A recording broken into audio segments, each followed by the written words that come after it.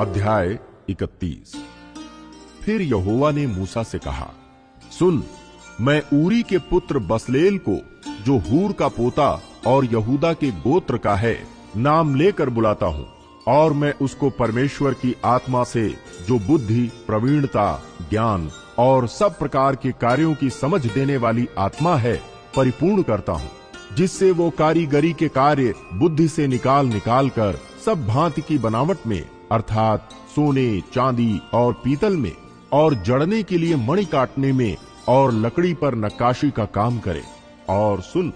मैं दान के गोत्र वाले अही सामाक के पुत्र ओहोली आब को उसके संग कर देता हूं, वरन जितने बुद्धिमान हैं उन सबों के हृदय में मैं बुद्धि देता हूं, जिससे जितनी वस्तुओं की आज्ञा मैंने तुझे दी है उन सबों को वे बनाएं, अर्थात मिलाप वाला तंबू और साक्षी पत्र का संदूक और उस पर का प्रायश्चित वाला ढकना और तंबू का सारा सामान और सामान सहित मेज और सारे सामान समेत चोखे सोने की दीवट और धूप वेदी और सारे सामान सहित होम वेदी और पाए समेत हौदी और काढ़े हुए वस्त्र और हारून याजक के याजक वाले काम के पवित्र वस्त्र और उसके पुत्रों के वस्त्र और अभिषेक का तेल और पवित्र स्थान के लिए सुगंधित धूप, इन सबों को वे उन सब आज्ञाओं के अनुसार बनाएं जो मैंने तुझे दी है।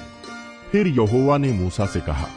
तू इस्राएलियों से ये भी कहना, निश्चय तुम मेरे विश्राम दिनों को मानना, क्योंकि तुम्हारी पीढ़ी पीढ़ी में मेरे और तुम लोगों के बीच ये एक चिन्ह ठहरा है, जिससे तुम ये बात जान रखो कि यहोवा हमारा पवित्र करने हारा है।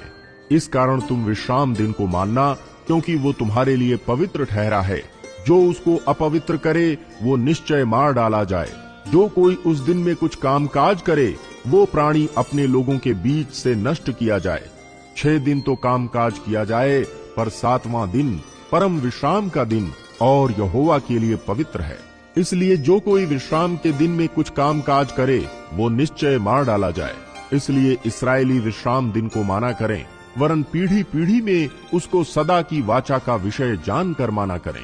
वो मेरे और इस्राएलियों के बीच सदा एक चिन्ह रहेगा, क्योंकि 6 दिन में यहोवा ने आकाश और पृथ्वी को बनाया और 7वें दिन विश्राम करके अपना जी ठंडा किया। जब परमेश्वर मूसा से सीनै पर्वत पर ऐसी बातें कर चुका, तब उसने उसको अपनी उंगली से लिखी हुई साक्षी देने वाली पत्थर की 2 तख्तियां दी।